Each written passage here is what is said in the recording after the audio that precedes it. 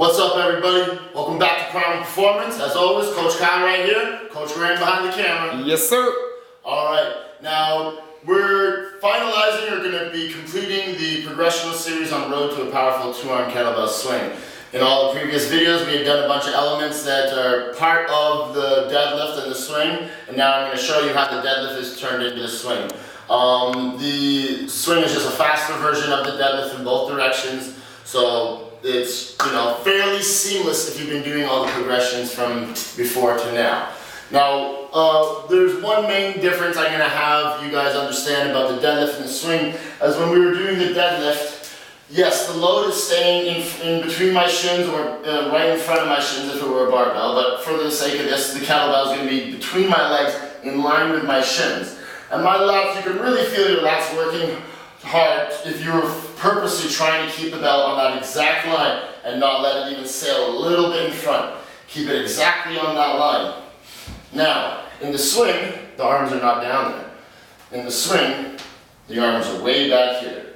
So I'm going to have Coach Graham come, and he's going to be as your partner, and I want your partner to apply this force to you so you can get an understanding of how the lats are working in the bottom of that swing. Do not fart in my face. Oh, now I want to. Okay, so I'm in the bottom position here. Graham is pushing against my hands.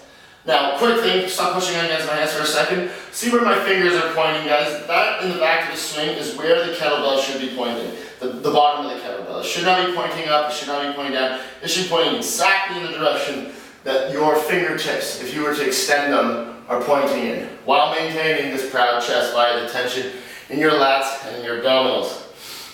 So Graham, you're going to apply that force again. I'm not going to let him move my arms. I'm keeping them pinned up against my rib cage and my legs, and then boom, I explode into the lockout position. This is my standing plank. This is the lockout of the deadlift, the lockout of the swing. Bell comes back down. I'm in the bottom position. He's applying that force again. I can feel how hard my lats are working to keep my arms against my body. And I lock out there. Now gravity and the weight of the bell are going to be acting like his hand in the bottom of the swing, or the back position of the swing. So you need to be very aware that that back position is very active. You need to fight to get there and have the right timing to explode back forward. Now, if you've been doing all these progressional video series properly, and y'all should be practicing.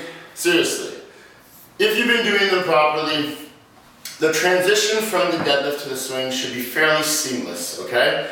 There are a multitude of things that can go wrong in the swing, but again, if you've been doing the progressions that I've shown you from beginning to now, then this should be quite seamless. There should be no real chances of you really hurting yourself. The biggest mistake I see is people's timing being off. And again, even though they know the progression of the deadlift and the progression where we're pushing our butt back to the wall, because the bell is swinging in the air and we're dealing with the momentum of it, they tend to start to bend their knees a bit too much, making the swing a bit more quad dominant than need be. That's why we need to keep the shin vertical. That way you're going to pretty much ensure that you are staying most of the stress to the hamstring and bum rather than getting into the quads.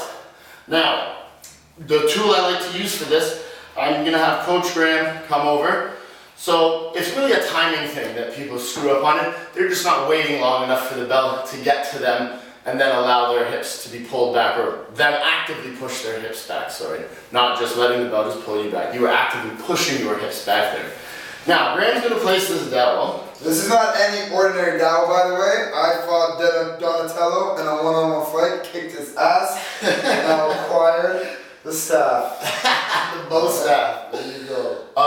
Okay, now, the bow staff, or the dowel, is only about an inch or so away from my shin.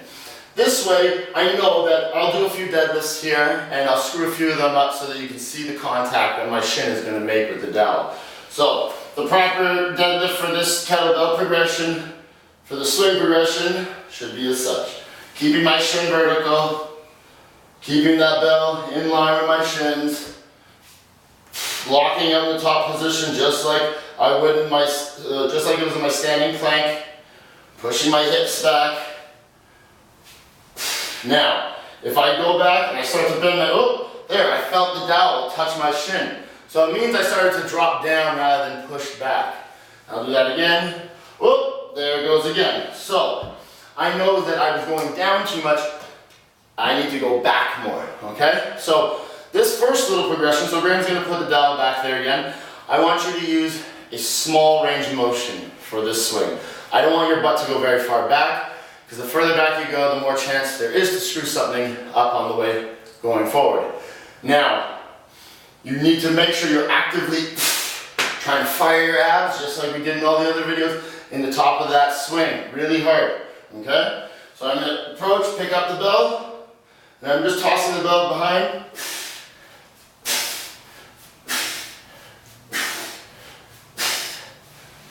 Small range of motion, but every time I locked up, I was very aware of the abdominal tension, the butt tension, quads getting tight. For the upper body, the way to keep your trunk in the same position the whole time, lats and abs, that's what you gotta focus on the most, okay? So when you're down here, your upper body's position never changes. It's just hip and knee flexion and extension. Everything here is exactly the same position as down here, as it is here, as it is here, okay? So lats and abs are on the entire time. It doesn't matter what part of the swing you are doing. If that is fine, that progression, you can do 15, 20 reps like that, where you feel your abs working on every rep, you can feel the quads firing at the top, the butt firing, you can feel your hips being pushed back without the shin coming in contact with the dowel. Then I want you to progress to this final stage, which is the full 2-arm kettlebell swing. And it'll look like so. You can see the back swing, the bottom of the bell is pointing where my fingers would have been pointing, not flopping and hitting me in the butt like that. You'll see a lot of people do that. And it's just letting you know again, that backswing is not active enough. They are letting go of tension. There is leakage in the system when they're going back and the butt or the belt is coming up and flopping, hitting them in the butt. So that is our progressional series on a road to a powerful 2-arm kettlebell swing. Check your ego at the door. Don't think you're as good at any of these drills as you think you are, because you're probably not. Go back to each one.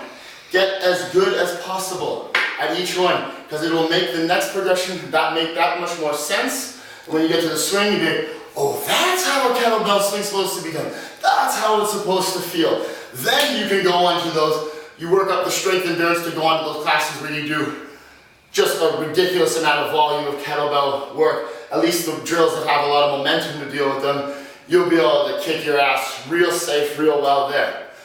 As again, guys, thank you very much. Hit like, subscribe. Coach Kyle, Coach Graham. Yeah. Comments. Thank you very much. Practice, practice, practice!